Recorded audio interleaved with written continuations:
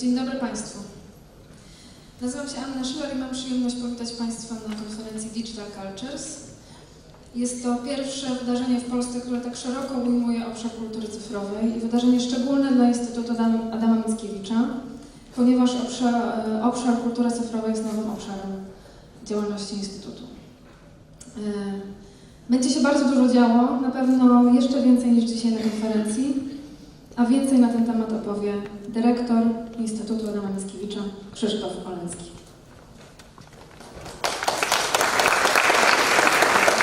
Dziękuję bardzo. Dzień dobry Państwu.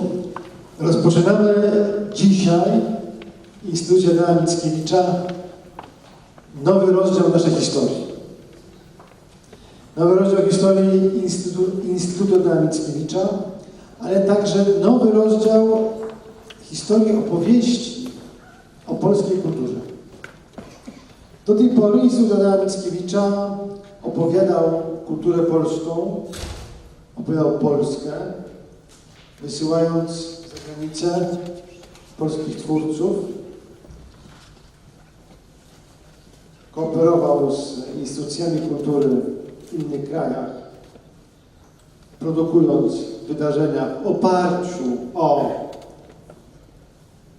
dzieła polskich twórców, a teraz postanowiliśmy otworzyć się nie tylko na real, ale też i na rzeczywistość wirtualną. Postanowiliśmy sięgnąć po to, co od jakiegoś czasu funkcjonuje jako nowa Ewangelia w sztuce. Do tej pory główny ośrodek i mekka sztuki nowych mediów, czyli Wrocław, czyli WroArt, tu bardzo serdecznie witam pana Piotra Krajewskiego, pisali Stary Testament, pisali fundamenty polskiej kultury poruszającej się w obszarze nowych technologii od lat 80. Dzisiaj do tej księgi Starego Testamentu chcielibyśmy dołączyć to, co jest nową Ewangelią, nową opowieścią o Polsce w przestrzeni cyfrowej, nową opowieścią o Polsce, o polskiej kulturze, realizowaną za pomocą instrumentów związanych z nowymi technologiami. To nie tylko gry komputerowe, o których wszyscy od razu myślimy, mając na uwadze kulturę cyfrową, ale to jest też muzyka, która jest związana z tymi grami komputerowymi. To są reportaże interaktywne, to są laptopy, to są muzea cyfrowe, to są archiwa cyfrowe. Jest cały obszar, który w ostatnich latach pojawił się i coraz bardziej dominuje naszą przestrzeń kultury. To, co robię w kraju, w tym zakresie, chcemy pokazać za granicą, chcemy otworzyć to na świat coraz bardziej. Chcemy wspomóc twórców, żeby zaistnieli w środowiskach, w miejscach, które są najbardziej wiodące w tym zakresie. Dlatego też na naszą pierwszą, tegoroczną, bo myślimy już o konferencji za rok, konferencję Digital Cultures, zaprosiliśmy 70 promotorów kultury cyfrowej z 15 krajów. Z różnych kontynentów. Z Azji, z Europy, z Stanów Zjednoczonych. Z Afryki nie mamy nikogo niestety. Do tej pory. Mam nadzieję, że ta konferencja tegoroczna, jestem bardzo głęboko przekonany, stanie się witryną polskiej kultury cyfrowej i właśnie poprzez tę konferencję będzie ona lepiej poznawalna, lepiej obecna na całym świecie. Instytut Adama Mickiewicza oprócz konferencji Digital Cultures, która jest wydarzeniem, które staje się wydarzeniem, które mam nadzieję będzie wydarzeniem dorocznym. W czasie między konferencjami będzie aktywnie działał w obszarze kultury cyfrowej. Jako że nie tylko prezentujemy, opowiadamy, ale też tworzymy. Bowiem posiadamy znakomity instrument do prezentacji dzieł, tworów, kreacji polskich twórców. I jest tym portal Culture.pl. Nie wiem, czy Państwo wiecie, że portal ten ma miesięcznie ponad 20 milionów odsłon, że ma stałych odbiorców w języku angielskim około 2 milionów, że w języku rosyjskim odbiera go ponad 1 milion. A dzięki prezentowaniu twórczości w ramach kultury cyfrowej mamy nadzieję poszerzyć grono naszych odbiorców. Mało tego, już od stycznia przyszłego roku nasz portal będzie obecny w odsłonie 3.0 i będzie jeszcze bardziej interaktywny, jeszcze bardziej otwarty. Stanie się miejscem, gdzie twórczość wielu z Państwa będzie mogła być prezentowana. Dzisiejsza konferencja jest otwarciem, jest pierwszym akcentem. To pierwsze rozdziały Nowej Ewangelii, którą, mam nadzieję, jestem o tym głęboko przekonany, będziemy wspólnie pisali, odwołując się do tego, co zostało zapisane i co jest utrwalane i rozwinane w Starym Testamencie pisanym przez Wroart.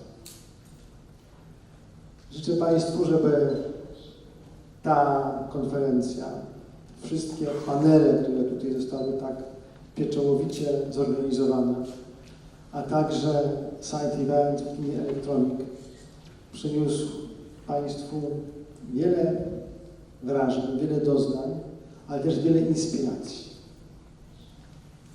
Inspiracja jest rzeczą najważniejszą, bo to jest początek drogi. Dzisiaj rozpoczynamy tę drogę. I właśnie na początku tej drogi chciałem bardzo podziękować wszystkim tym, którzy przyczynili się do powstania tej konferencji, którzy uwierzyli w ideę promowania, opowiadania Polski poprzez kulturę cyfrową. Ale w sposób szczególny chciałbym podziękować pani Annie Szylar, która swoją wiarą, determinacją i bardzo ciężką pracą motywowała nas wszystkich do tego, żeby ta konferencja została otworzona właśnie dzisiaj, 25 września o godzinie 9:50. Dziękuję bardzo, życzę miłego dnia i ciekawych wrażeń.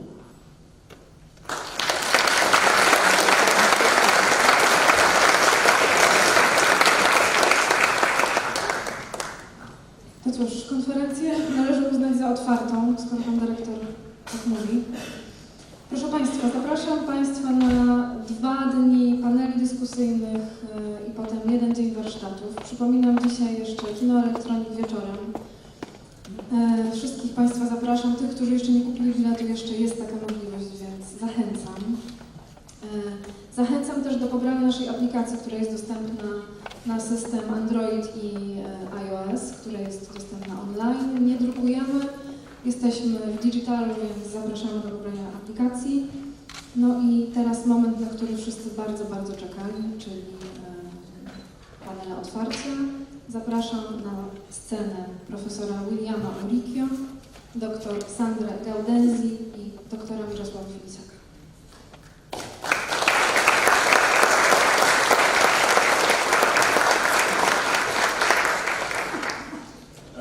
Dzień dobry Państwu. Może jeszcze zanim zaczniemy i oddam głos naszym wspaniałym gościom, kilka słów kontekstu. Plan jest taki, że posłuchamy najpierw wykładu profesora Williama Urrichio, potem dr Sandra Gaudenzi, a później mam nadzieję, że uda nam się jeszcze zmieścić krótką dyskusję i być może znajdzie się podczas tej dyskusji czas na Państwa pytania. Ale no właśnie, ten kontekst, bo mamy rozmawiać tutaj o kulturach cyfrowych, a myślę, że to jest ciekawy też moment, kiedy rozmawiamy o kulturach cyfrowych w momencie, gdy to hasło już brzmi niezbyt egzotycznie, tak? To znaczy dawne, nowe media, dzisiaj trudno jest opisać bez cudzysłowu, zrosły się z codziennością, są wymiarem naszej codzienności. Będziemy tutaj rozmawiać o różnych fenomenach wchodzących w obręb zjawisk cyfrowych, ale tak naprawdę cyfrowa jest cała nasza rzeczywistość, tak? To znaczy oczywiście można dzisiaj dalej słuchać muzyki z winyli, ale te winyle są wytwarzane w inny sposób, są dystrybuowane w inny sposób, a przede wszystkim słuchanie muzyki z winyli dzisiaj znaczy coś zupełnie innego niż znaczyło 20 albo 50 lat temu. I myślę, i warto o tym chyba pamiętać i dlatego o tym wspomnę, że to rozmycie się mediów cyfrowych w codzienności to jest coś, co powoduje, myślę, że jest związane z dwiema ważnymi kwestiami. Pierwsza jest taka, że jeśli coś rozmywa się w codzienności, to przestajemy to urefleksyjniać, przestajemy się zastanawiać nad tym, jak to działa. I drugi powiązany z tym wątek to jest wątek zmian tych mediów. Jesteśmy przyzwyczajeni do takich haseł jak na przykład internet, tak? Co brzmi jak jakiś stały monolit, ale tak naprawdę to jest wiązka różnych technologii, które dynamicznie się zmieniają. Zmieniają się oczywiście na poziomie sprzętowym, ale zmienia się też software, zmieniają się też algorytmy. Tak? To znaczy cyfrowa kultura, będąca kulturą blogów, jest inną kulturą niż monokultura Facebooka chociażby. Myślę, że takie wątki też dzisiaj przynajmniej w dyskusji będziemy próbowali poruszyć, bo to jest krajobraz, w którym nie brak rozmaitych napięć i sprzeczności. Myślę, że wszyscy tutaj mamy z jednej strony poczucie, że żyjemy w czasach bardzo dobrych dla uczestników kultury. Myślę, że dostęp do ogromnych zasobów treści nigdy jeszcze nie był tak łatwy. Możemy się też nim dzielić w bezprecedensowo łatwy sposób. One krążą w społecznym obiegu i to jest świetne, ale z drugiej strony pewnie trudno, nie patrząc za okno, nie dojść do wniosku, że już tak łatwo nie da się powiedzieć, że to są dobre czasy dla społeczeństw. Tak? Więc o tym napięciu też myślę warto tutaj pamiętać. I że coś, o czym kiedyś pisał Lewmanowicz, taka kulturowa figura bazy danych, która kiedyś no właśnie była czytana najczęściej przez pryzmat rozpadania się takiej właśnie linearnej narracji będącej no, formą sprawowania władzy przez autora, czymś, co miało być takie bardzo emancypacyjne, wolnościowe w pewnym sensie, miało być o różnorodności, pewnie dalej o tej różnorodności jest, ale dzisiaj myślę, że coraz częściej o różnorodności myślimy też w kategorii podziałów społecznych. I myślę, że tutaj będziemy się podczas tego panelu poruszać pomiędzy takimi właśnie kwestiami, pewnymi zerwaniami, ale też oczywiście ciągłościami. Będzie się pojawiać wątek refleksji historycznej. Tutaj z profesorem Urrichio rozmawialiśmy. Niektórzy lubią ją nazywać archeologią mediów, ale tak naprawdę różnice w stosunku do historii mediów nie są oczywiste. Będziemy problematyzować te przemiany trochę też w ujęciu historycznym, ale ja będę się starał też, żeby nie zniknął nam z horyzontu też wątek etyczny. To może troszeczkę patetycznie brzmi, ale myślę, że też sytuacja, w której się znajdujemy, tak, wydarzenia organizowanego przez instytucję publiczną, niczego tutaj nie musimy sprzedawać. Możemy sobie pozwolić na wątpliwości. Już się tutaj pojawiło hasło gry Wiedźmin. W opowiadaniach Sapkowskiego o Wiedźminie pojawia się takie stwierdzenie, że tylko zło nie ma wątpliwości. Więc myślę, że tutaj na te wątpliwości też powinniśmy sobie zarezerwować przestrzeń, bo rozwój technologiczny nie zawsze jest czymś, co jest dobre, tak? Pewnie jako użytkownicy telefonów komórkowych cieszymy się, że nie jesteśmy przywiązani do linii telefonicznej, ale co mają powiedzieć ludzie w Republice Konga, które jest wstrząsane wojnami od wielu lat, żebyśmy mieli minerały które są potrzebne do produkcji naszych telefonów, więc takie wątki myślę są ważne też, kiedy będziemy rozmawiać chociażby o wirtualnej rzeczywistości, o nowych formach narracji, które często przedstawiane są w takiej perspektywie ułatwienia możliwości, nie wiem, wcielenia się w rolę innego, zrozumienia innych ludzi, innych perspektyw, budowania bardziej empatycznych historii, ale równocześnie pewnie warto pamiętać, że podobne oczekiwania 10-20 lat temu adresowano wobec gier. Dzisiaj ta kultura gier, co pokazują chociażby takie wydarzenia jak Gamergate, no nie spełniła tych wszystkich obietnic, ale równocześnie nie chodzi o marudzenie albo jakiś technodeterminizm. Ja sam identyfikuję się z badaniami kultury, dla których taką ważną postacią był długo Antonio Gramsci i bardzo lubię taki cytat przypisywany Gramsciemu. To jest historia o tym, że powinniśmy zachować krytycyzm intelektu, ale optymizm ducha. Więc mam nadzieję, że też znajdzie się tutaj trochę miejsca i trochę przestrzeni dla przyszłości, pewnego myślenia utopijnego, odrobiny chociażby optymizmu. I do tych wątków będziemy wracać w dyskusji, a teraz wykłady. Najpierw trochę takiej metaperspektywy prezentacji dotyczącej procesów i trendów, ale też wskazówek dla nas wszystkich do dalszych poszukiwań. Udzieli nam profesor William Urrichio, który jest profesorem studiów nad mediami na MIT oraz profesorem porównawczej historii mediów na Uniwersytecie w Utrechcie. Jest głównym badaczem MIT Open Documentary Lab. Jego badania naukowe dotyczą wzajemnego oddziaływania technologii medialnych i praktyk kulturowych w związku z rekonstrukcją reprezentacji. Równolegle zajmuje się badaniem i rozwijaniem nowych historii starych mediów z czasów, gdy te były nowe, oraz badaniem kultury mediów. Później z nieco bardziej osobistej perspektywy opowieść o doświadczeniach z pracy w branży mediów interaktywnych, także z wątkami krytycznymi, przedstawi dr Sandra Gaudenzi, konsultantka, badaczka, wykładowczyni, która pisze na temat interaktywnych narracji non-fiction. Jest starszą wykładowczynią na Uniwersytecie w Westminster, wykłada także w Digital Cultures Research Center, gdzie koordynuje konferencję i stronę internetową iDocs. Tam również współredagowała swoją książkę iDocs, The Evolving Practices of Interactive Documentary. Jest też szefową badań w Interactive Factual Lab, czyli programie szkoleń Creative Europe dla twórców interaktywnych filmów dokumentalnych, a potem dyskusja. Teraz zapraszam profesora Williama Urrichio. Dziękuję Państwu.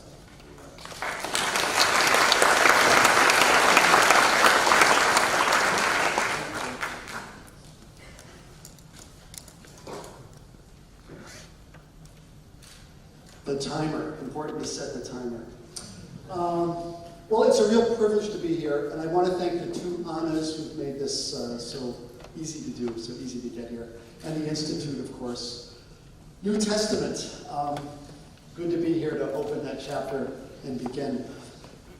I'm a historian, not really an archaeologist, a historian, old-style historian, and I'm a historian of beginnings. I'm interested in watching the processes by which technologies, cultural practices start, and how they crystallize into things in the world, things we can point to like television or Facebook. But they come from somewhere, they reflect a lot of different things. For me, the digital is a practice that begins in the 16th century.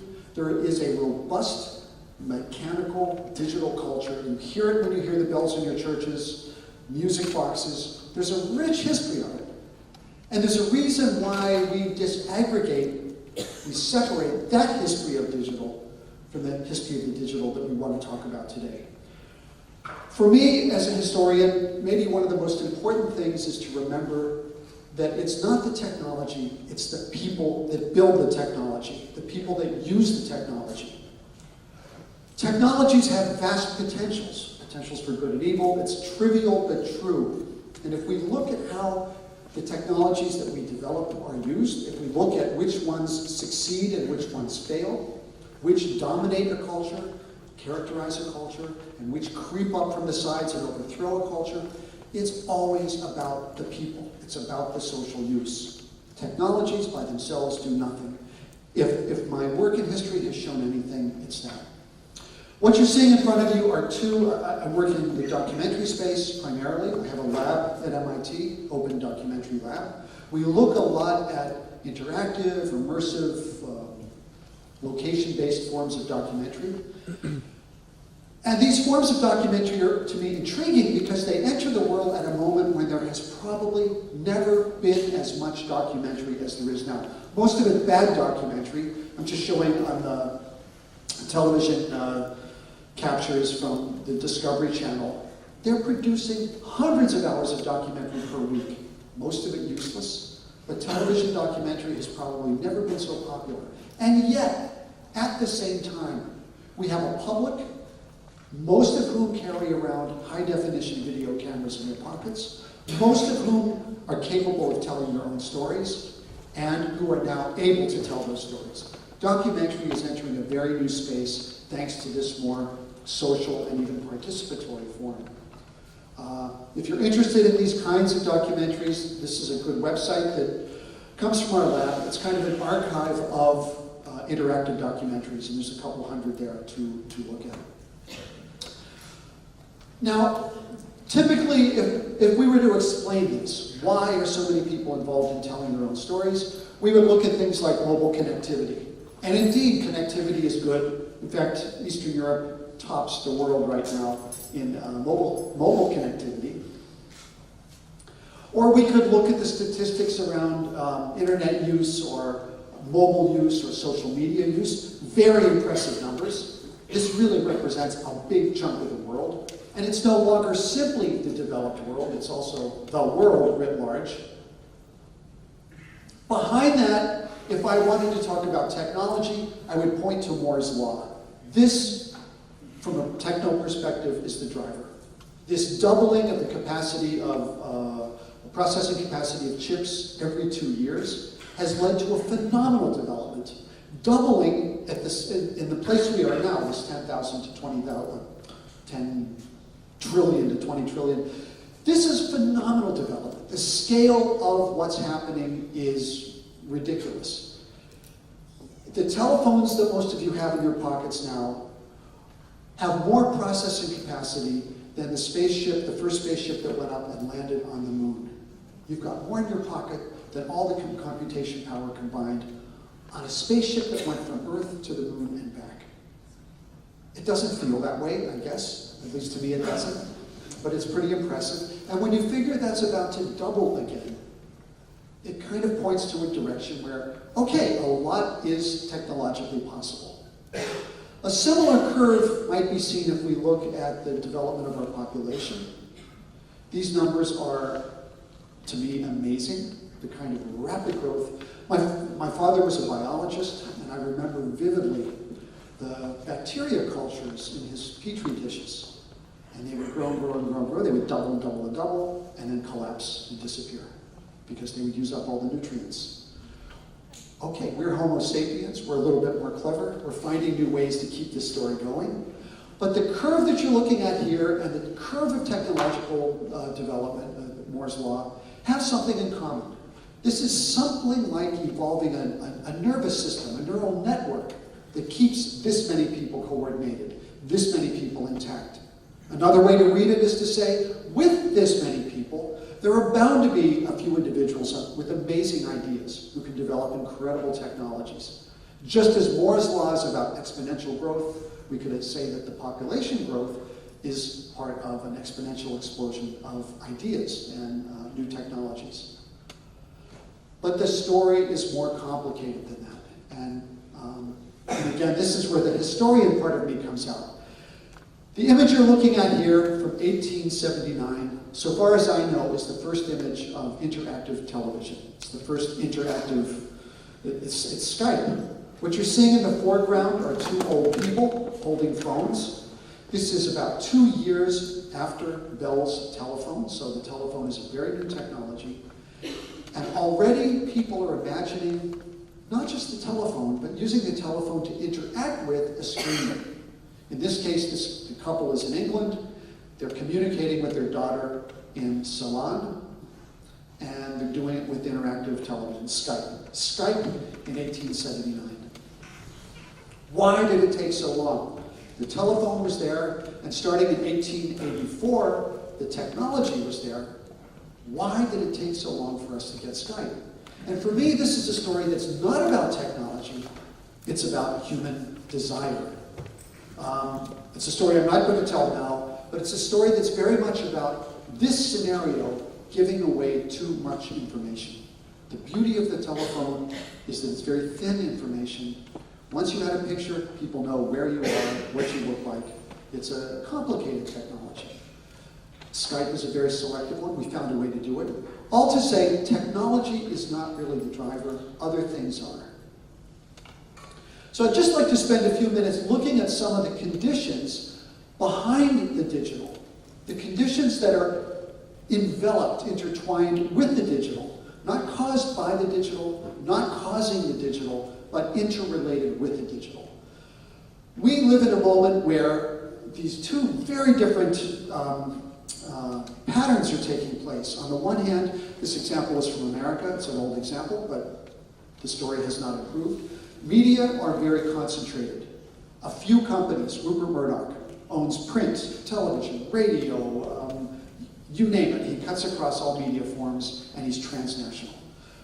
We're now down to something like 8 or so global companies that are controlling something like 80% of all media. So incredible concentration at the very same moment that the internet has exploded and is really reaching just about everywhere on the planet. Now, of course, we're watching a reaggregation of the internet through companies like Facebook, Google, Apple, Baidu in China.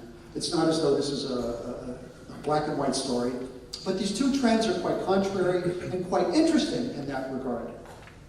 A condition for the digital.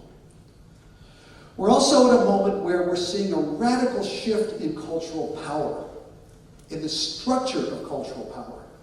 What we've inherited pretty much from, certainly after the emergence of the book, is a culture that was highly hierarchized, highly centralized. Universities, places where a number of you, museums, cultural institutions, had the privilege to define and shape culture. Culture went from the center to the periphery, at least high culture. Low culture, regular culture, folk culture. Of course, that was abundant, but was considered less valuable. But we're now at a moment where something quite different is happening. Those cultural authorities, whether it's in the, wherever one finds it, those cultural authorities are now under siege. This T may not be, this is a culturally specific cue here. It's the T from the New York Times.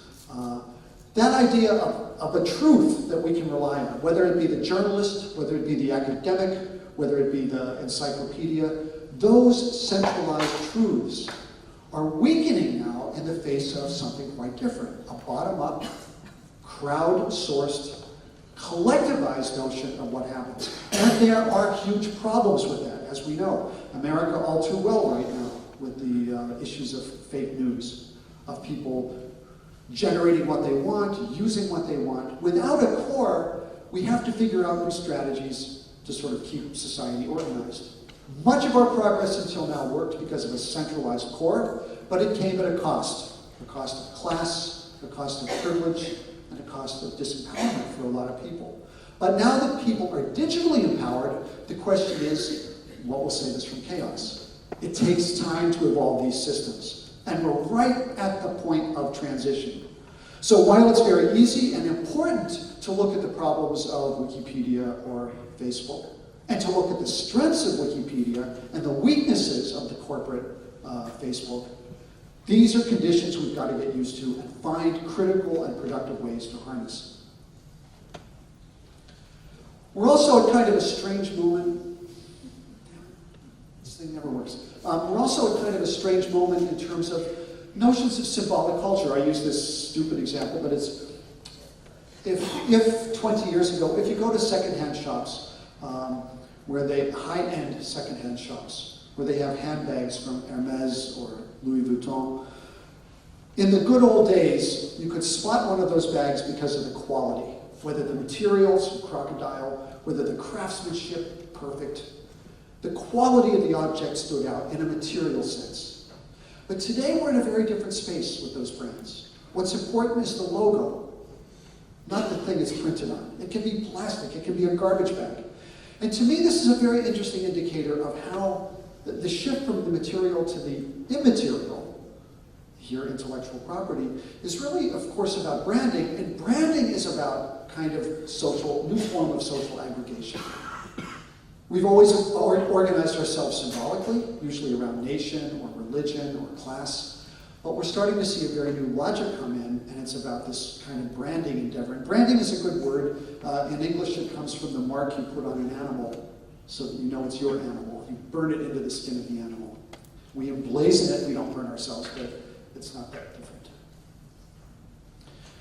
A big shift that we're seeing, some of us in this room, me included, still own books and records and CDs, videos, DVDs, things. But we inhabit a cultural space now where a younger generation really wants access. They subscribe to even our libraries now at MIT. We don't have the things, we're subscribing now to access to the content. Right? Again, a very interesting shift in terms of materialities. It's been enabled by the digital, yes, but it's been driven by a human vision that's helping us to step away from. So these shifts that I'm pointing to are all quite interesting ones in terms of setting the cultural framework for the digital. On one hand, digitally enabled, on the other hand, pointing in a direction where we can imagine digital culture going and digital new media forms going. Storytelling, we're seeing another really significant shift. Here I would point to video games as one of the big drivers in our awareness that story, that narrative, is more than simply a structure of the text. Most of us in literature learned that a narrative, a story, is a structure. It goes back to Aristotle. It's something we can find in the text. But what we see from video games, or what we see from many virtual reality experiences, or interactive documentaries for that matter, or play with children, is that if you inhabit a character, if you inhabit a world with some set of rules, that in fact you're capable of generating story yourself. The narrative is something that unfolds on the fly. We don't know the end of the book when we start. Narrative is that wave that we're surfing on as we go through. And now we can embrace that.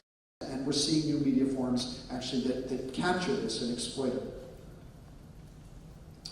We inhabit a moment where the economy is not doing what classical economics thought it would.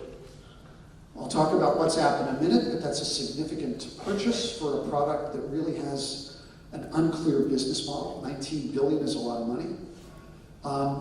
YouTube has advertisements that you don't have to watch. We've lived in a world until now with television and print newspapers where you can't escape the ads. That's the business model. Here's YouTube making $6 billion a year with ads that don't have to be watched. League of Legends is a free-to-play game. You do not have to play League of Legends. And it's generating $1.7 billion yearly. Kickstarter, $3 billion for good ideas. You get nothing. Maybe you get a t-shirt. You get nothing back from Kickstarter aside from knowing you're supporting a good idea. It's made a lot. These examples run contrary to what we understand from the old economy, old center to periphery model. And we can see it even in things like Wikipedia, YouTube, eBay, things that are driven by public participation, things that are about a lot of people aggregating what they find interesting and putting it out there. These strategies harken back to the old participatory culture that produced things like language, that produced things like folk cultures and music, that produced religion, that in the Amish part of America can produce farms. This is about people getting together. It's about an organizing principle that enables lots of people to bring small things to the table, but it produces huge and vast cultural practices. So I guess what I'm saying here, these practices are not coming out of the blue, and they're not just coming from the digital. They've always been there, certainly in the case of collaborative and participatory work. It's just that we ignored them with the rise of centralized media structures. Those central forms are now under pressure. And what's emerging in their place are some old behaviors with new digital means. I said I'd come back to WhatsApp, and I find this to be a very revealing slide.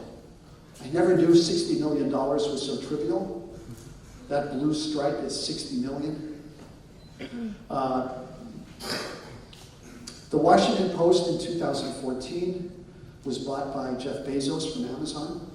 The whole deal was 250 million. The newspaper itself was 60 million. Washington Post in America is prime content. It's great journalism, well-researched, well-told stories, but it's just content.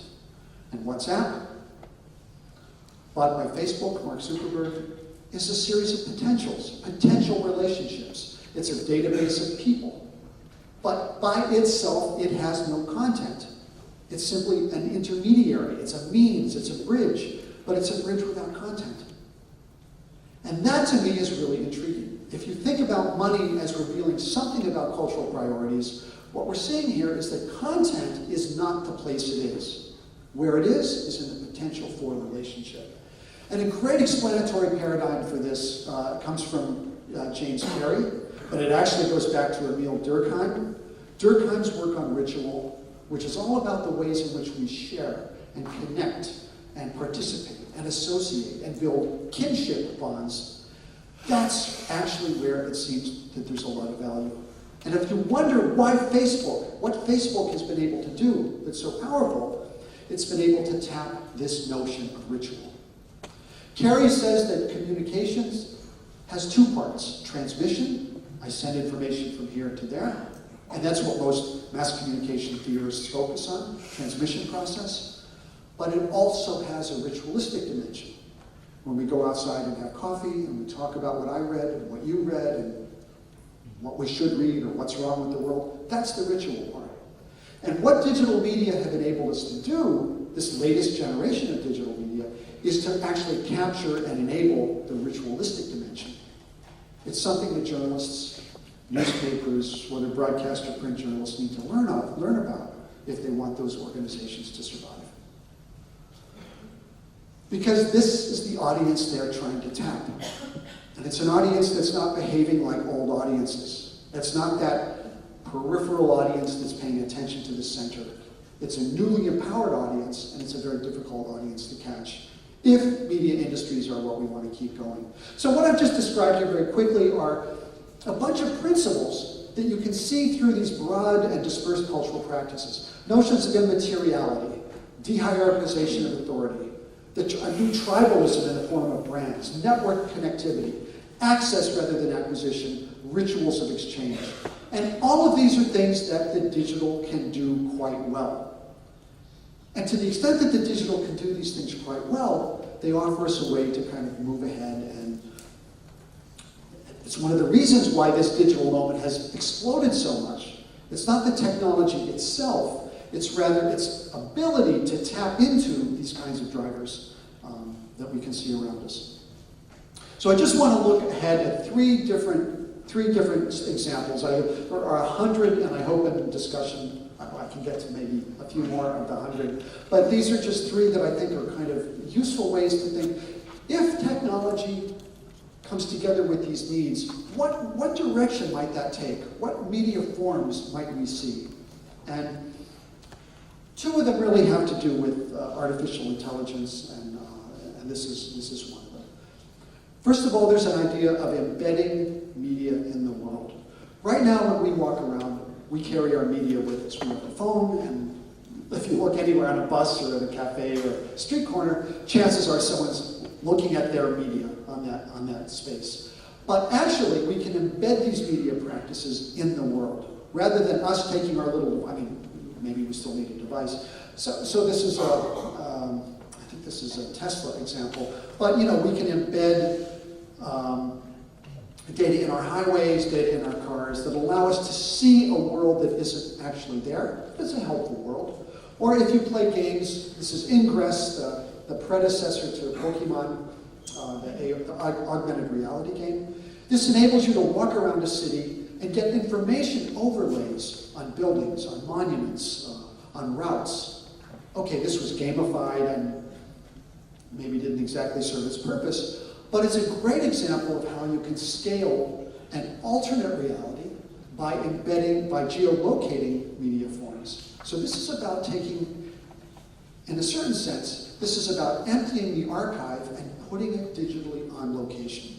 So that actually we saturate the world around us with media forms that we then have access to, that we can do our messaging in space. So one big direction that I think taps some of those ideas I talked about that media can do is in the space of augmented reality. Virtual reality is fine. I said this a week ago in London, this work conference for Sandra was, I think the bottom line limit with virtual reality is that its references, we dream, and we have, at least I have amazing dreams every night. VR cannot compete. My dreams don't need goggles. I'm immersed in those worlds in ways that VR will never, ever match. And because I dream every night, like a lot each night, just VR is never going to work with me as effectively. But I think AR, at least from my experience world, has a lot of promise.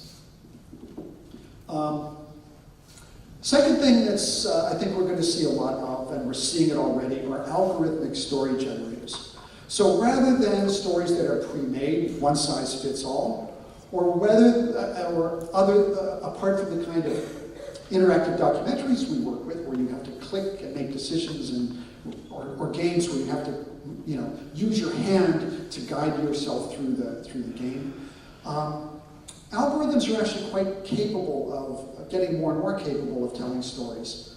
This is a piece from the New York Times that had a quiz with it of algorithmically generated prose versus human-generated prose, and you couldn't tell a difference.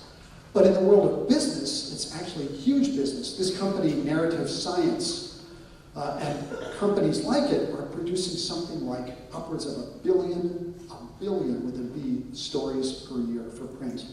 So these are stories often that come from sports or that come from finance. Structured data goes through the algorithm and spits out as a prose story that needs no editing. It's very good with structured data. So BuzzFeed, if you read things like BuzzFeed, much of the content there is generated by these kinds of algorithms.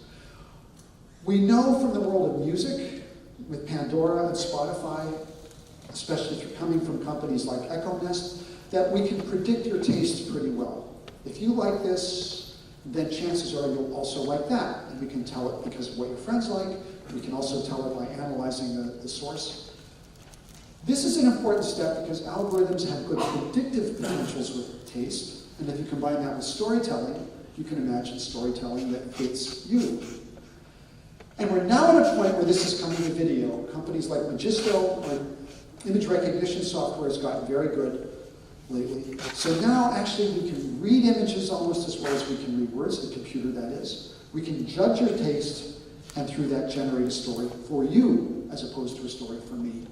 This is a space, it's a fraught space, it's a dangerous space. All the stuff about fake news is very much about this ability to tear a culture apart.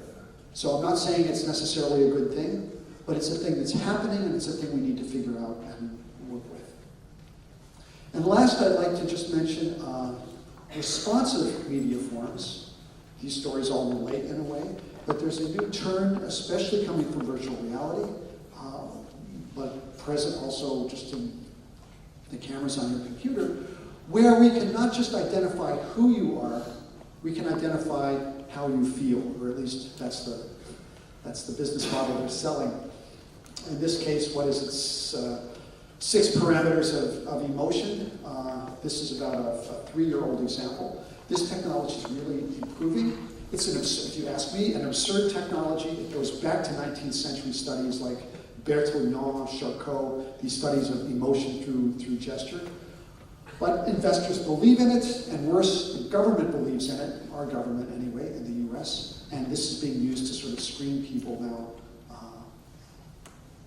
But it also has some interesting potentials for storytelling, and basically what happens in this space is that your eyes are tracked, your pupil is tracked, and its dilation, whether it gets big or small, is tracked. And that's read as information about where you're looking and if you're interested or not interested. Dilation generally means interest. So these technologies are getting quite good. The next generation of virtual reality goggles will have this in it. Oculus anyway. This is why Facebook bought it. They want the information. They want to know what you're looking at. Not just the shoes, but the red shoes. You know, that's an information point. That's for them money. But you can also imagine this in a narrative context, in a gaming context, or in a storytelling context, where again, the story can respond to the interests of the user. So, huge danger, huge potential. Main point I want to make is that if you want to understand where media forms are moving, if you want to understand which media forms will find traction in the future, it's important to link them to these broader cultural trends. Because it's the people, it's these trends, it's this sort of human behavior that's driving the technology, not the technology that's driving the people. And with that, I will stop. Thanks.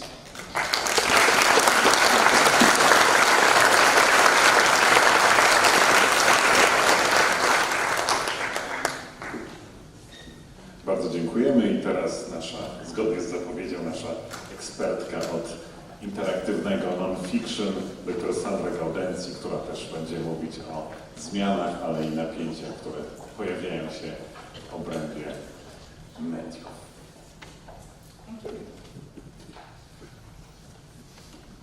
It sounds so beautiful in Polish. Hello everybody, thank you for having me. I'm really excited to be here in Warsaw, a city that I've discovered a little bit yesterday, so I found it extremely beautiful, so thank you. And thank you for William for this amazing introduction that really sets the scene. And interestingly, a lot of the things I'm going to talk about are very linked to digital affordances. So first, maybe I just wanted to set the scene. This is a talk which is quite personal, I think. It's very much about why I care about interactive digital storytelling. I thought it would be refreshing to have a human side on this very technological story. And I was introduced, so maybe I'll skip through this very quickly, just reminding you a bit of my background. I actually started in TV, as a television producer, and then moved in academia because I got very excited about interactive documentary, and through that started iDocs, a conference that is also happening this year in March, so you're all very welcome in Bristol. IFLab is a more hands-on activity. It's about enabling people who have digital ideas to create digital stories, so that's a workshop. And a new adventure for me this year at the University of Westminster is we just started and launched a new MA in interactive digital storytelling, so that's quite exciting. This year, also, with the same people I work with at iDocs, so Mandy Rose and Judith Aston, we published this book, which was about interactive documentary and how it evolved. And by documentary, I mean interactive factual, really. Don't get bugged to the idea of documentary only. Is how do we speak about the world around us by using digital technology? And this is really where these talks start. Because as I was super excited about launching this book, which was all about how this medium has evolved and how the new stories about the world are changing us and how exciting, lots of examples, case studies. As we were in that sort of high pitch, a lot of things happened, I think, this year. And a few of those would be Brexit. I live in London and I'm French and Italian, so you can imagine how I feel. Trump, there will be no comment on that. But the commonalities between those two stories are, for me, that those stories about vision of the world as duality, good, bad, in, out, refugee, native. That type of duality, that's something that for me, for reasons that you'll see very soon, hopefully through this presentation, are a real problem. And on the digital side of things, related to those two elections, there's this whole idea that Facebook and companies like Cambridge Analytica, who to a way manipulated Facebook likes to help in the campaign on one side and another, so digital manipulation in a way. And as we were launching the book, there was a whole series of cyber attacks, at least in the UK, which really paralyzed the country. So in a way, those two things are the dark side of the web. And for people like me, who jumped into the wire and left TV 20 years ago because we thought the web would actually create a better world, that is kind of problematic.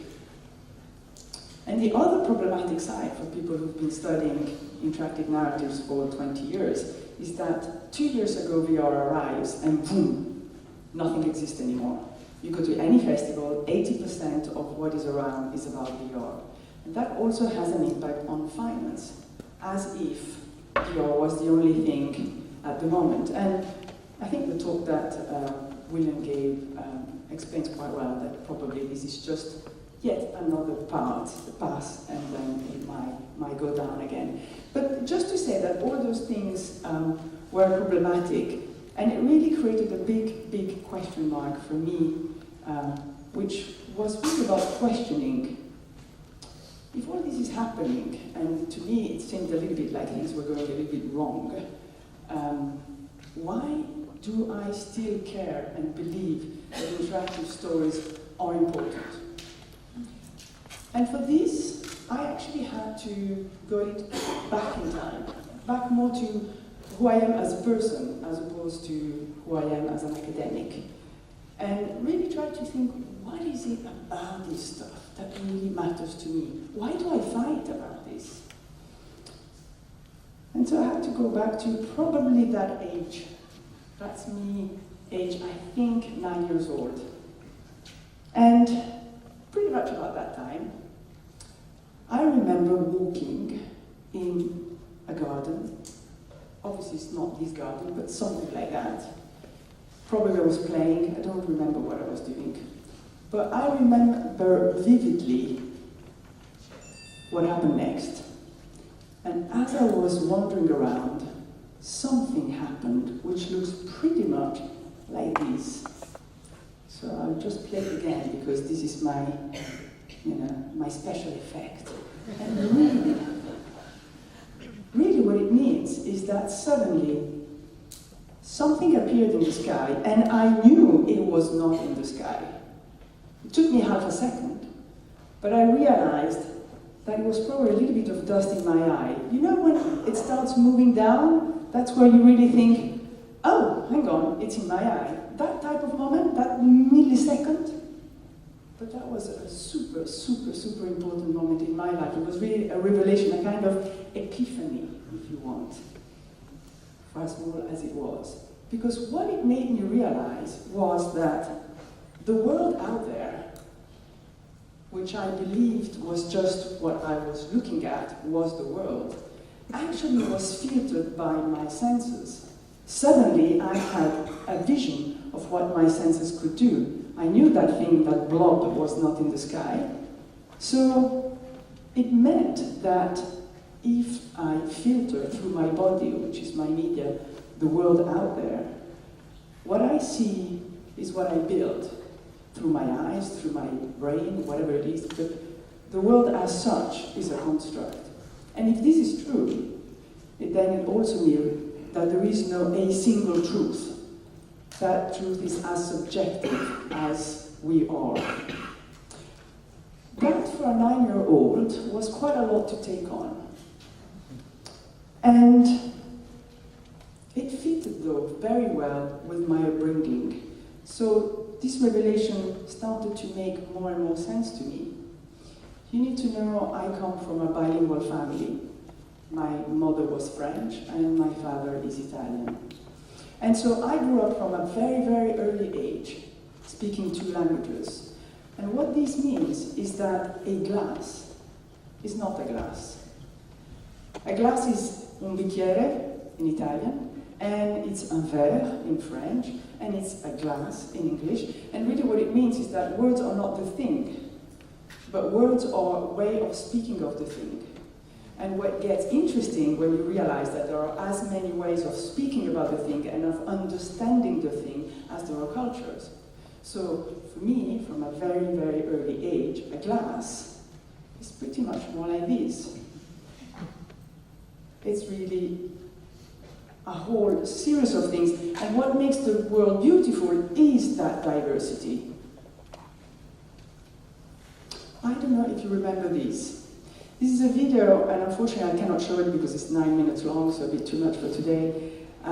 This is an amazing video which was done in 1977, so pretty much about the same time of my so-called epiphany moment. And it was produced by the IM studio, and what it does during 9 minutes, it tells a story. How many people know this video? Raise a hand. Not that many.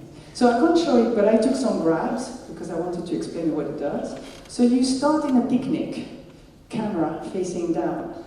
And what this thing does, it speaks about the power of 10. So we're going to zoom out, out, out, out. So we're zooming out 10 meters. And then as the video continues, it progressively continues to zoom, and you go all the way up there, up in the sky. And then it goes back down and reverses the gear and goes through my skin, well, through the skin of the character, and slowly, slowly goes infinitesimally small all the way to a cell. Now, this video, again, used to absolutely fascinate me. And I just thought it was magic. But when I think about it now, I kind of recognize why it fascinated me so much. And for me, this video, which I really recommend you check online, speaks about 3 things, at least. The first thing that it speaks about, which is very much related to what I was talking before, is about perception. That we relate to a level which is our level, what biologists, Richard Gaudenzi has called the middle world. So we live, we operate, we've been built to survive at this level. Me, you, that we understand. But there are other dimensions which are existing. I mean, up, up, up in the sky, and down, down, down into my cells. There's a whole other dimensions of life. It just happened that I cannot be aware of it because my perception does not allow me to get there. But it doesn't mean that it doesn't exist. So I am and we are functioning on one level of perception, and again, believing that that is the truth, while it's just one truth, one level. So that's the first part of this video. But the second part, which is important, is that it really uses storytelling, and storytelling as, this is a 9 minutes video, to extend, to show us what we cannot see with our senses. So it uses media to go beyond our general understanding of reality. Second point. And the third point is that it uses also storytelling. This is a story, and you will remember it as a story. It has a beginning, an end, the things that are happening, and so the power of storytelling is that it encapsulates into something understandable, something storable in our memory, and so it makes sense. So something very complex, like this one, can suddenly become something that we remember. So those 3 levels, storytelling, media, and perception, for me, they bring me to a level where I'm thinking, okay, well, you know what, now we have a new media. We have the digital media, whether this is the web, whichever is the platform that we want to consider. What can we do? And this is the question. What can we do with digital stories? If we combine the affordances of the digital, the strength of the storytelling, what can we do with that? How can we expand our vision, not only of what we see and understand, but therefore also how we relate to ourselves?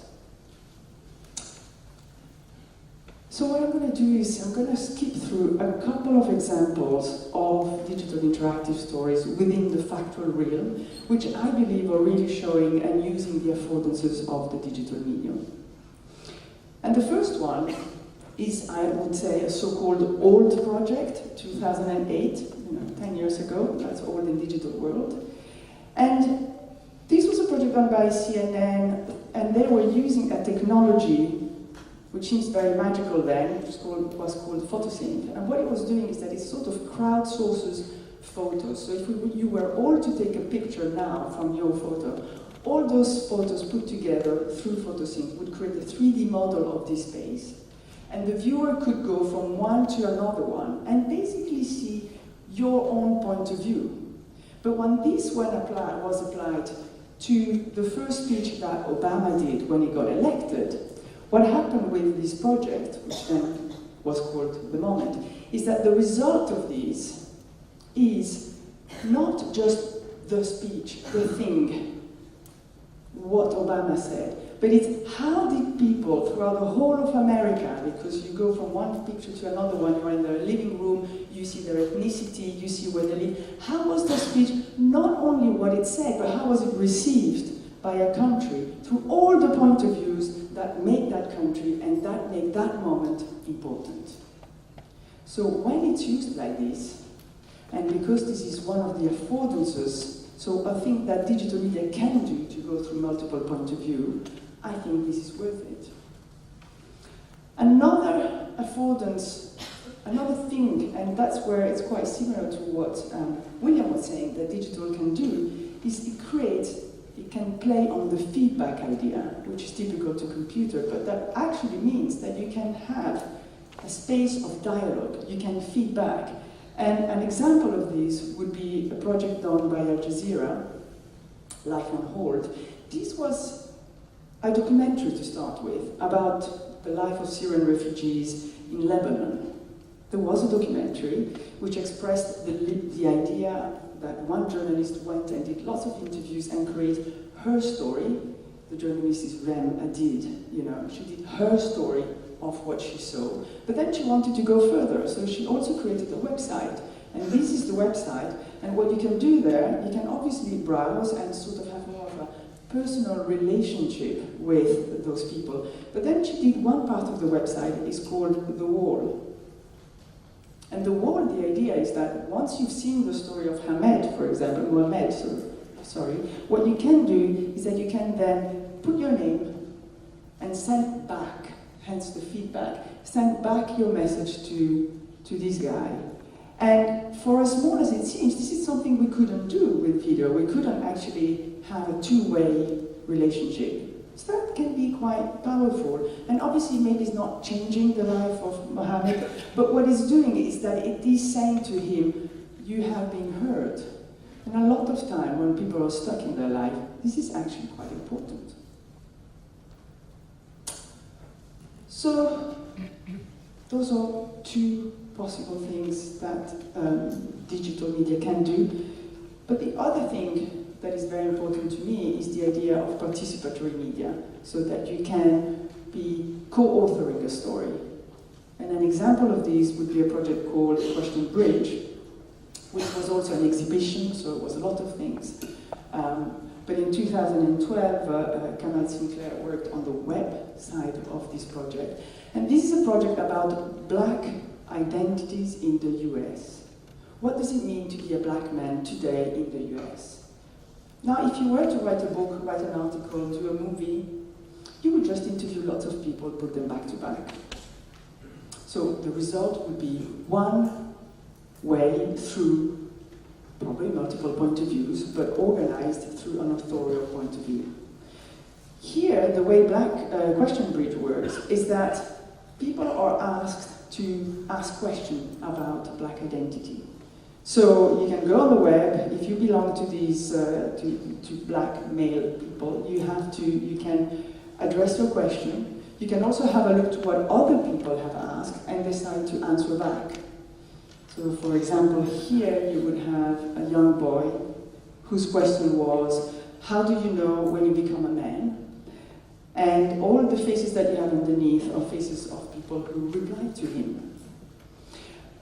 What this project does is that it creates a dialogue, but also it gives back curational authorship to the people which are directly involved with the issue. And therefore it has also a political and I think an ethical level, which is saying the story is the story of the people who know what they're talking about, and they should have some sort of power in curating the discussion. Again, I think when this is something we couldn't do before. We've tried, it's lots of, nothing is new, but digital media allows you to do it to a level that we couldn't do before, and that's worth it. Personalization. Digital media is data. Data can be personalized. We can play with data. It could be, William did speak about it. But what it also means is that a project like DinoTrack, which speaks about how the web is tracking us, and it decides to use the same ways and the same tricks that the Google and all sorts of other corporates are using to effectively do data mining and sell us stuff. But here, similar techniques are used, but they're used not to sell us stuff, but to make us aware of the dangers of the places in which we live when we are on the web. Now, a project like this uses personalization first to speak about it, but secondly, really as a way of do narrative. So in this case, you have Brett Gaylor, who is the narrator of most of the videos there, and you go through the story, and suddenly it stops. And it asks you, by the way, where do you see your news in the morning? What is the website you're using?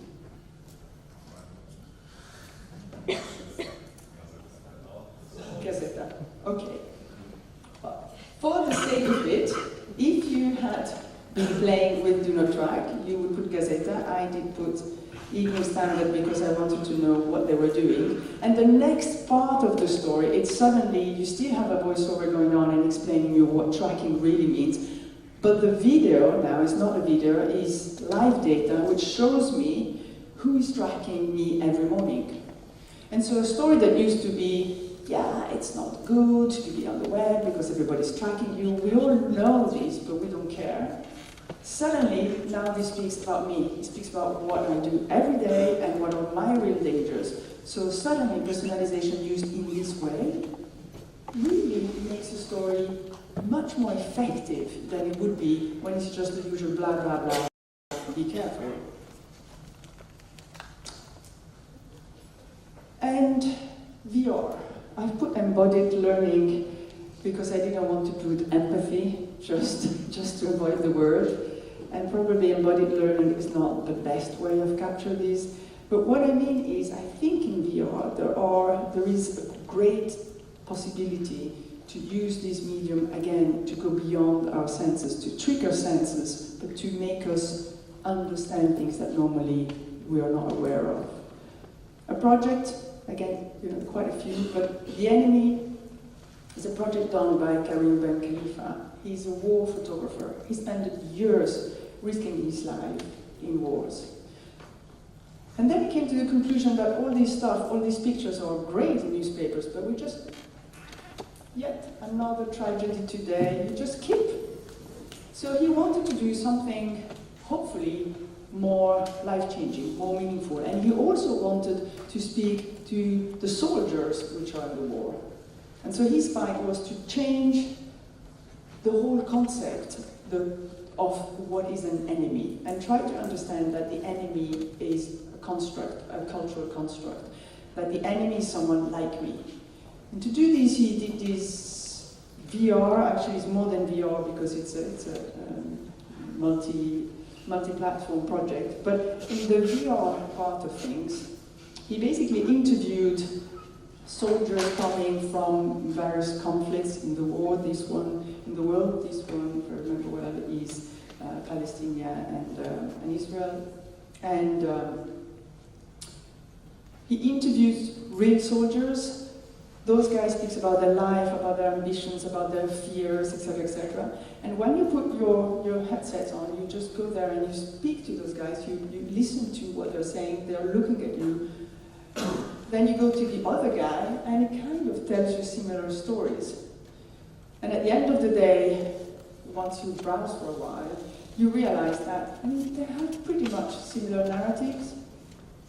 So whether this works or not, the ambitions of Karim is to have displayed to soldiers so that they can be in contact with the enemy that they would never have spoken to, with the underlying question behind this project is, could I meet you if I was on the other side?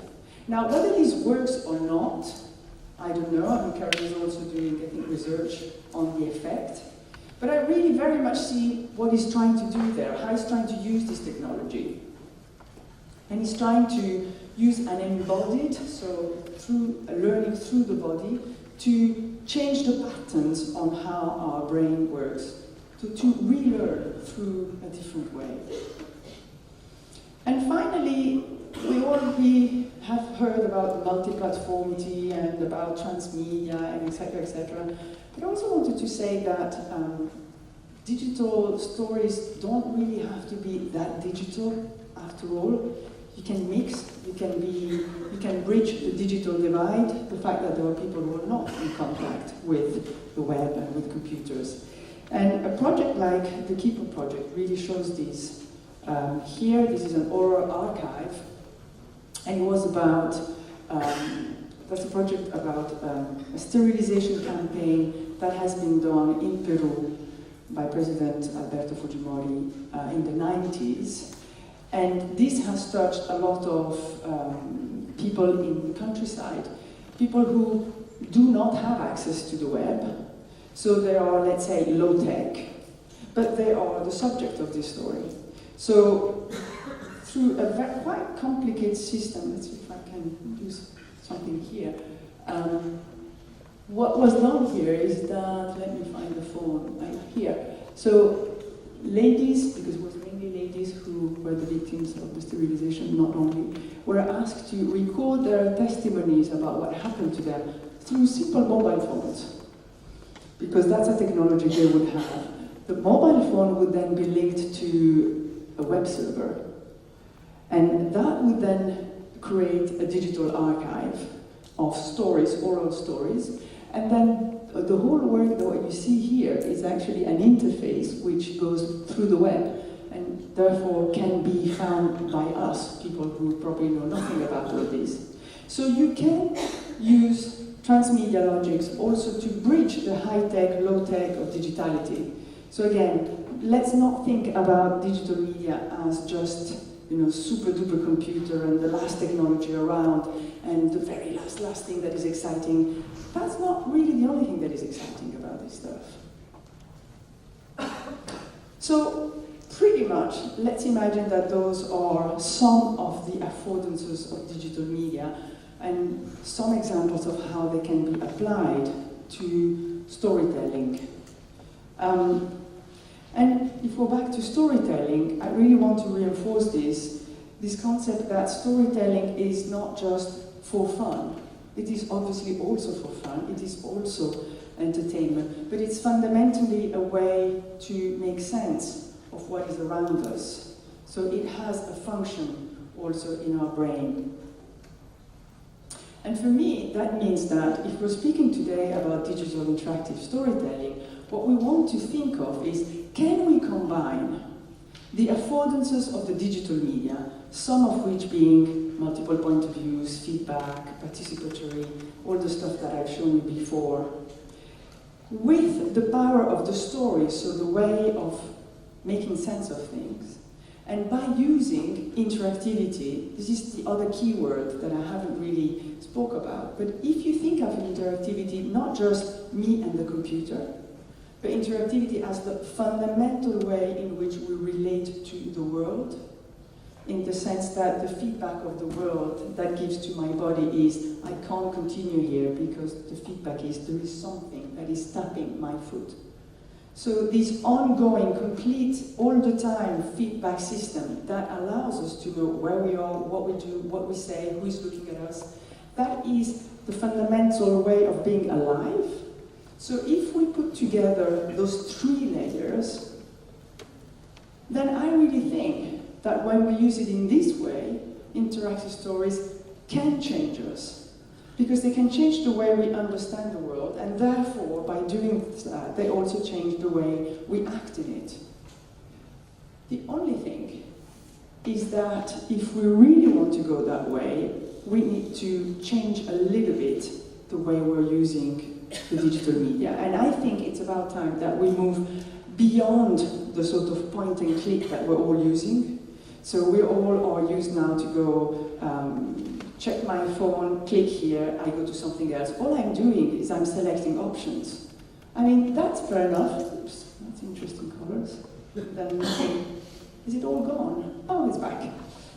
So that's okay, that's okay. We need to go through, you know, point and click and hypertext and things like that. But I mean, the spectrum is so wider, and that's where the stuff becomes interesting, that I really think, as storytellers, we need to use the full affordances of the digital media. And what it means is that it means to be a little bit less of the storytellers telling our story, because that's not really the point of this type of medium. But we need to see each other a little bit more like architects. Architects who are building a space. People who are creating spaces where other people will explore, find what is important for them, and hopefully be transformed by. And for me, the excitement of this is still very much there. And what it means is that I really hope that we're going to be able to go from this type of world to this one. Thank you very much.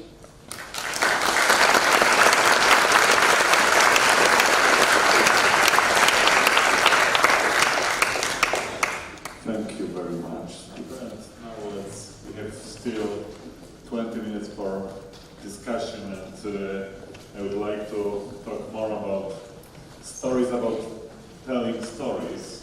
What is it? It's perfect.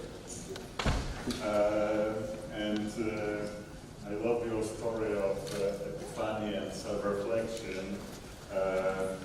And it seems I will be the gloomy guy here. It's probably because of what we call here the golden Polish autumn has arrived.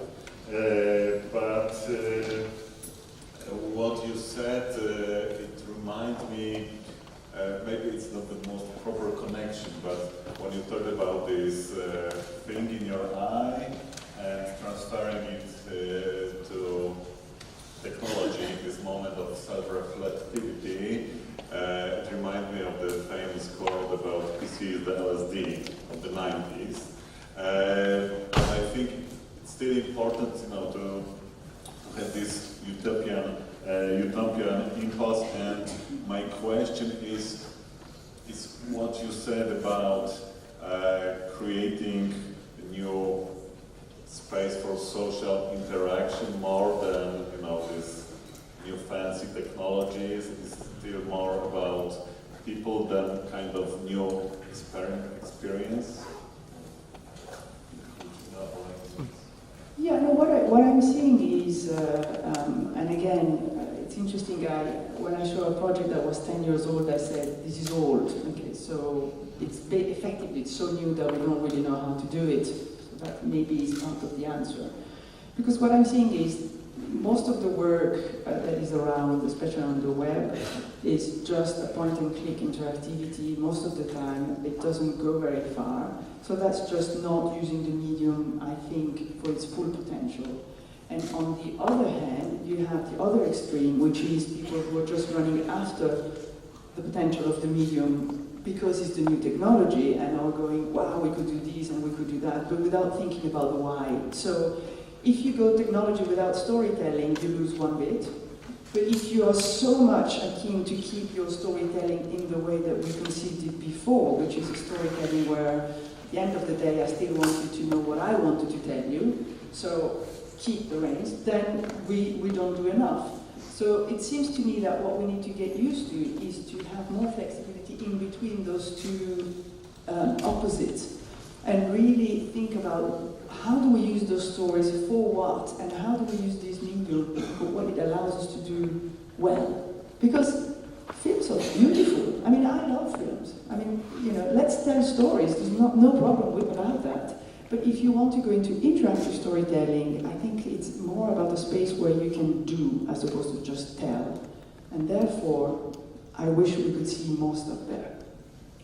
Okay, but I thought that maybe this, because I can go to the movie with my friends and discuss the movie, but maybe the part of the problem is that my friends are, most of them are in some kind, familiar to me, some, similar perspectives on life. They're part of my information bubble, maybe, and it moves us to the second topic. William, you told that future media probably will be algorithmic, but what scares me about algorithms it's that they are not fully transparent, and it's maybe not just about transparency, but people often even don't think that there is some filter, working. I like the way the Wendy Chung put it. It's kind of sorcery. It's source code plus sorcery, or maybe in traditional hackers jargon, it was like automatically. Some things work automatically. So where's the balance between this positive potential and the this threat that big corporation will tell us how to contact other people, even if we don't know they have this agency here. So important question, and I think it's one that really hangs on the issue of literacy. Algorithms, Bing, some of you may know Bing, it's like up to 100 million algorithms can be deployed in a search. So even for the engineers at Bing, this is unknowable. So we're not going to crack it that way. We're not going to understand what's in it. And worse for the moment, VR, virtual reality systems, not 360, but VR systems that are based on photogrammetry or especially LiDAR, that's absolutely as close as you can come to sort of clean data, just measurements, but the algorithm makes them act like something. It's always, always, always embedded in the algorithm. So we're not going to be able to deprobe it, but we have to become critically aware of its parameters, critically aware of what choices have been made to sort of situate it one way or another, to understand that it's an intervention. And maybe this just goes back to what Sandra was saying. One of the beauties of new media moments is that they can create a debate about representation, about the capacities of a technology. And think back on photography, and believe it or not, in the scientific community, so there's this long-standing debate from Goethe, who has the things in his eyes, and he talks about, is this real or not? Is this color, if I stare at something too long, the color begins to change. Is that where's the color? Is this a function of me or the thing? Newton has the answer, it's the thing, it's real. That debate between the subjective and the objective plays out through photography throughout the whole 19th century. Here you've got this new, and in fact actually at a certain point old technology. Does it represent the world better than the eye? If you're a scientist drawing a splash of water, you're a physicist and you want to understand what a splash looks like. A splash of water, a splash of milk. Is your eye better or is the camera better? If you're looking at snowflakes and you're analyzing crystal structure, is your eye better or the camera? And for almost all the 19th century, that debate winds up on the side of the eye, because the camera shows irregular snowflakes. Our eye sees symmetrical snowflakes. The camera shows irregular splash. Our eye sees symmetrical splash. But to me what it does, the beauty of this moment in new media photography, is that it provokes a debate. What can the camera do? What can the eye do, and where's the difference? And I hope now with the algorithm, we're in that space. Not belief in the algorithm or fear of the algorithm, but rather an engaged critical debate about what is the algorithm? Who defines the algorithm? What are critical alternatives to this configuration of an algorithm? That debate, that kind of literacy is where we need to be. And I think I go very much in the same sense, because I'm not trying to say, the digital tells the story better. But what I'm saying is it allows us to think about complexities in a way that is different from how we could do it before. So let's think about it. Let's critically think, is that what we want? Is it going in a direction that is interesting or not? So I agree with the debate thing, and I definitely not thinking about it's better or it's worse than what we had before, but just effectively has different possibilities. So let's grasp them and try them. And it's such a new space. I mean, in the big order of things, we're in a microsecond. I mean, this is a 20-year development pretty much in terms of its cultural presence. And it's rapidly, with this Moore's Law movement behind it, it's rapidly transforming. So even the engineers developing this stuff don't know. So things like ethics then, things like what's our moral compass, what's our view of humanity? Do we line up on the Hobbes side? Humans are evil and we need to build in protections. All of our technology should protect us from the evils of abuse. Or are we Lockeans? Do we think people are basically good, that use technology in the end will be used for a good purpose? These fundamental philosophical questions become most important at a moment of radical change in our representation systems. Okay, so of course there's no time to these, simple stories because the world has changed, and so maybe this VR hype moment you criticized a little bit. Criticized is a big word. Yes. Skeptical. Yeah. Or algorithm discussion is maybe it's once again the moment of this paradigm shift and opportunity for debate. Yeah? I understand it correctly. But what about William? You talked a lot about media concentration, and we have industry people, the audience. What do you think? And this, of course, the question for you, Sandra. What does it mean for people living and working in a semi-peripheral country like Poland? Does it make... I heard it. Sorry. Does it make things easier or more difficult, to move their communication to the people in the world? Is it more international medium or opposite? Because we have this probably not national medium, but the capital structure, I think it's a different way. So I would say,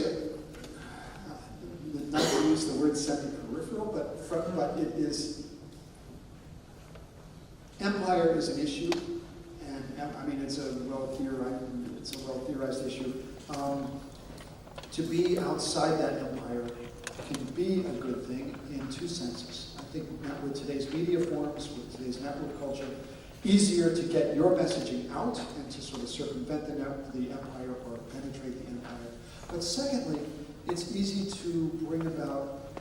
enough to try to generate some local filters, some legal filters. What Europe has been doing, what the EU has been doing with Google, is actually pretty interesting.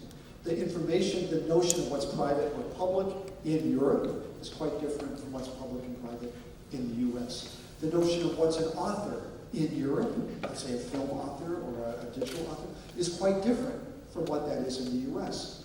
We have global treaties like WIPO that the US uses to try to beat Europe into submission. But the starting point here is different, and the potential to protect a cultural space, to say that in a negative way, but to define a cultural space in your own terms, that's really possible here in a way that in the US is hopeless. And the US is getting more hopeless now that the folks behind Cambridge Analytica are friends of the government, where one has a government that's about freeing whatever was left of constraint, whatever was left of an idea of a autonomous indigenous culture, that's gone. I mean, I'm very pessimistic about the States, which makes it all the more important that a place like Europe fight hard for those notions of autonomy and not ceding to the business model, but thinking about the culture in the first place. Business is part of our culture. Capitalism is our culture right now.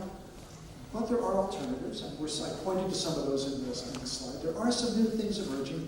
Europe can become a space to cultivate that in a way that the US will never be. And I also think that Europe has always put a lot of emphasis on culture and has sustained it also financially I don't really know the situation in Poland. I have to say I'm ignorant in that sense. But being half French, I know that, for example, in France, it's been a lot of help to what they call nouvelles écritures, so digital writing, digital authoring. And I think it makes a difference. I think it makes a difference because obviously the type of product that you will do if you only have commercial constraints is going to be different from the type of project that you do if you're backed up and you're more, if you want, in an artistic side of the market. Nevertheless, the artistic side are actually driving the creativity of everybody else. So we have seen projects that were publicly funded and they're then, let's say, copied or inspired so many other commercial projects. So I think it's a duality. They both need to work together. It's not one is good, the other one is bad, but it's very important that there are both of those sides in the equation. So let me give a concrete example. Right now I'm involved with a group of global archivists, so US, Europe, Asia, Latin America, not Africa, alas, thinking about media archives of the future and what they're going to do. So some of you must know Europeana, the consortium here that's trying to sort of, when you realize that many archives are busy building their own portals, hoping people come their way, and they don't. The Luce in Italy, the National Audiovisual Archive, tried an experiment where they put some of their content on YouTube, and within a year they were able to hire 3 new employees just on the income they were getting from YouTube, where their own portal, which they spent millions on, is ignored. So what I heard in the conversation with these archivists was at least there was a white paper written to frame the argument, and the default thinking was, oh, Google does it right. Everyone uses Google image search, and we should partner with Google. Like that's the future, or at least we should think about it. And I think absolutely no, because Google is not private. It is not public. It feels public, it feels free, but it's not. It's a privately held corporation. B, we have robust examples in the form of Internet Archive and Wikipedia that show that there is a third way. There is but it will only work if we break down the walls between every little archive and every little national archive. As little islands, they will never succeed. But if they band together, think about metadata, common metadata patterns, or if they work together, they can become a third force in the planet. You have to think big with this stuff, because you are up against Google. But if you want to, if these organizations wish to maintain cultural memory, and that's their business, and if cultural memory is to remain public, then it's essential that we think outside the Google box and outside the Amazon and Facebook box and find alternatives. And I really, the Internet Archive is incredible in that regard. It's audacious. These people have decided not just to, I mean, you may know the Wayback Machine. They've been archiving the internet since '94 with snapshots that slice through the whole of the internet. They then decided, oh, we're going to do like 78 RPM records. We're going to do software. We're going to do games. It is the world's most robust archive in all of these spaces, and it costs. It costs money, of course. It costs millions, but it's being funded basically by one person right now, which shows that this is thinking big and thinking ridiculously and thinking about the public. It is possible to do. And I'm also wondering sometimes if that's also not a way of thinking even for journalism, for example. And your slide on the Washington Post being, representing such a little amount of, big amount, but in the scale of things, a small amount of money. And how, I think there is such a huge battle for newspapers not to die, because this is going to be the next thing. No one, at least, I don't know how it is here in Poland, but very few people do read newspapers on paper. Everything most people would read digitally, whether this is on your mobile phone or on the web. That creates a whole need to rethink about what does it mean to make news through digital medium. And I think only if that is really embraced, and maybe through a world collaboration. Sometimes I'm thinking, if you want to fight fake news, you need to produce a whole network of real news. And it can't be just me, my little newspaper. It needs to be an alternative source of information that people start to trust. And those are the big things that at the moment are not happening, and I really wish there was some thinking or direction in that way. Great, I love this third way promise, and maybe there is still opportunity for small utopias or platform cooperation, and I think the public institution, just our host, could be the important part of this network of different stakeholders. So maybe there's a way to establish kind of solidarity in the nets. Okay, I promised that we will have some space for the audience questions, so we still have like 4 minutes, right? So maybe 2 questions.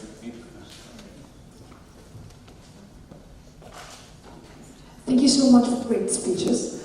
What's been bothering me here is whether you really observe the need, or maybe a growing need, of the audience, the readers, to co-author or to curate stories.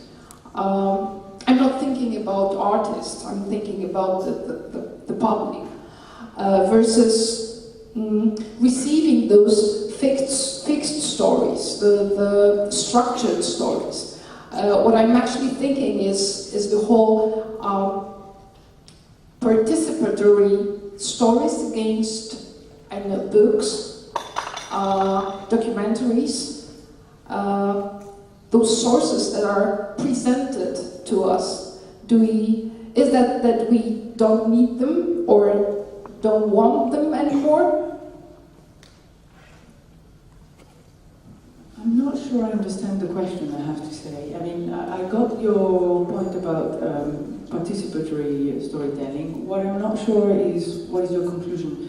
Are you saying that it exists but it doesn't work? Or? No, it's a question for you, whether it's something new, that there's a growing need of this participating in storytelling. Well, is there a need? Is there a need? Do we still want to read books and watch documentaries, or do we want to co-create them, really? Well, I think that both needs coexist, and that's the beauty of the complexity of human nature. But we all still go to the cinema. We maybe don't go to the cinema actually, but we watch it on Netflix. But it's still, we are consuming movies. But if you look at YouTube, and if you look at YouTube as an interactive documentary about what people want to speak and upload, you will automatically come to the conclusion that people want to author and be seen. So I think those needs coexist, and I'm trying to understand whether you had a negative twist about it, or whether it was a... Because I don't know about a research that has been done about it. I couldn't give you a numerical response on this. Yeah, I would emphasize also the not either or but and. These are mutually compatible forms. But the participatory one, we've always had that participatory, but it was usually within the family or among friends, that's generating of stories locally. We can now distribute those much more easily. That's the difference. What I would say, though, we've just launched a big project on co-creation, where the idea for documentary is not just to parachute in a filmmaker for a month or 2 to make a story and then leave, but to work long-term, multiple years with the community, to find ways to empower people to tell their own stories and communicate their own stories. So A, you get more interesting stories, but B, and I think most important, you get better literacy. People understand the process. People have insight into, you have all this material, you make choices. Which story are you telling? How are you telling that story? The more people are involved in making, I think the more critical they are as consumers of linear, fixed stories. So to me, the great advantage is new kinds of stories are emerging, in addition to the old story forms we're familiar with, but be a more critical public a more aware public on how it all works. Greater awareness to me leads to a more critical audience, and it has to be critical. Okay, I would like to at first thank you for your speeches. They were great and very inspirational. And I want to ask about one very practical thing, I guess, because in the first presentation there was this slide about the sales price of WhatsApp and Washington Post, and I think it is something that we can be scared of, that we have this platform that are willing to take content, but they don't take it critically. And we know that if stock markets of Google, Facebook, WhatsApp, and others are really high, then with money comes power. So the question is, how can we find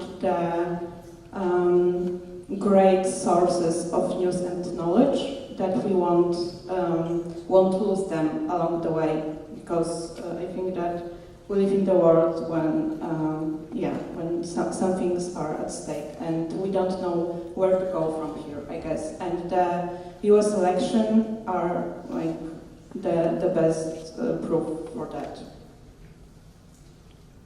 Okay, the acoustics are a little hard in here. I think so. Tell me if I have this right. You're asking how do we, so we're at a juncture where shifting between the content and all the participation stuff, how do we sort out which stories matter? And I think that's a really important question. B, I think I would say structurally, we're at a very dangerous moment because the beginning of any new media system is all about uncertainty. I gave the example earlier of photography. What does a photograph really show? And that's a debate among scientists for 40 or 50 years, a really fundamental debate, fights about this. Is this proof? Is this a fiction? Is this a deformation? What is it? Well, we're at that same point with social media, and especially the algorithm part of media that you mentioned earlier.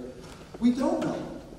We know that it's capable of a lot of things, good things, bad things, things we don't know about yet. So I think it really, and I don't know about your schools, but the schools in the US do not teach media. It's not, this is probably the most fundamental definer of reality to young people, to old people. This is how we understand the bigger world around us, and it is simply absent, not present in school curriculum. It's not there. Little kids are using social media like crazy. The only information they get is maybe it's dangerous, but not how to use it critically. So for me, we have to learn, we have to think about this, we need to develop a discourse, a critical language, but we also really need to focus on it as an academy, as a bunch of cultural organizations, and certainly within our education system. It's about developing critical consciousness. And it usually, if history is a lesson, it's not a few years, it's not a few decades, it takes a while. The question is, will we survive? To me, that's the bigger question. But we have to act fast. And I think it really behooves us to try to get this, to put it on. If I look at my colleagues in media studies, and I don't mean this as a critique, but a large number of them are looking at films and telling me what they think about it, and whether this is whether there's empathy in this scene or not. Good, fine, but it strikes me there's a pressing political agenda, a social agenda of attending to these new forms. And for many colleagues, they're just too new and can't understand it, requires programming knowledge. I'm a humanist, I don't have it. Sorry, we have to do this as a cultural imperative.